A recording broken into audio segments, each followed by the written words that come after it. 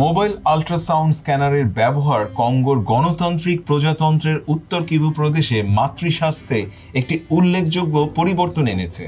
দীর্ঘদিন ধরে সংঘাত, দারিদ্র্য এবং স্বাস্থ্যসেবার সীমিত প্রাপ্যতার কারণে এই অঞ্চলে গর্ভবতী নারীদের প্রসব পূর্ব পরীক্ষা করা কঠিন ছিল।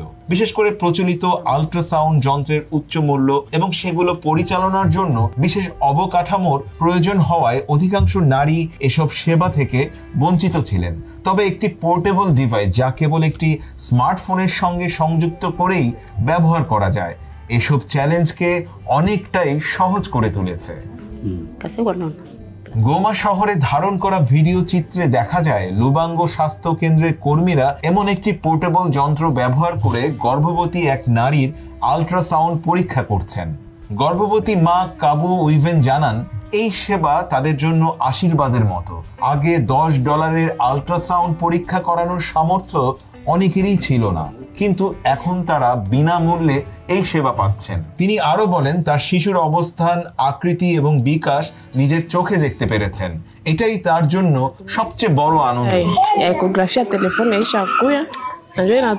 বিশেষজ্ঞদের মতে এই প্রযুক্তি দূরবর্তী ও সংঘাত কবলিত এলাকায় স্বাস্থ্য সেবা পৌঁছে দিতে বড় ভূমিকা রাখছে।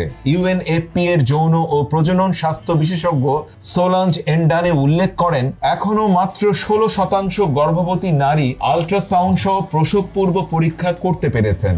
তার মতে মাতৃমৃত্যুর অন্যতম প্রধান কারণ হলো গর্ভবতী নারীরা সময় মতো পর্যাপ্ত এবং মানসম্মত স্বাস্থ্যসেবা সহজে পায় না, যার ফলে প্রয়োজনীয় চিকিৎসা ও যত্ন থেকে তারা বঞ্চিত থাকে। এই অবস্থায় মোবাইল আল্ট্রাসাউন্ড স্ক্যানার উচ্চ ঝুঁকিপূর্ণ গর্ভাবস্থা দ্রুত শনাক্ত করতে সহায়তা করছে, যেমন ভ্রূণের ভুল অবস্থান, একাধিক গর্ভধারণ বা প্লাজেন্টার জটিলতা। ধাত্রীদের কাছেও এই প্রযুক্তি সমানভাবে গুরুত্বপূর্ণ। এক ধাত্রী জানান, আগে তারা বাহ্যিক পর্যবেক্ষণের ওপর নির্ভর করতেন, যা খুব নির্ভুল ছিল না। এখন তারা গর্ভের ভ্রূণের অবস্থা সরাসরি দেখতে পাচ্ছেন, ফলে প্রসব পূর্ব পরামর্শ এবং যত্ন আরো কার্যকর হচ্ছে।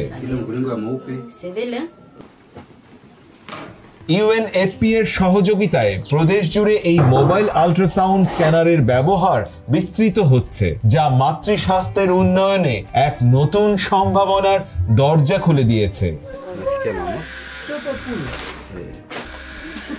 মিনহাজ রহমান, ডেস্ক রিপোর্ট, নয়া শতাব্দী।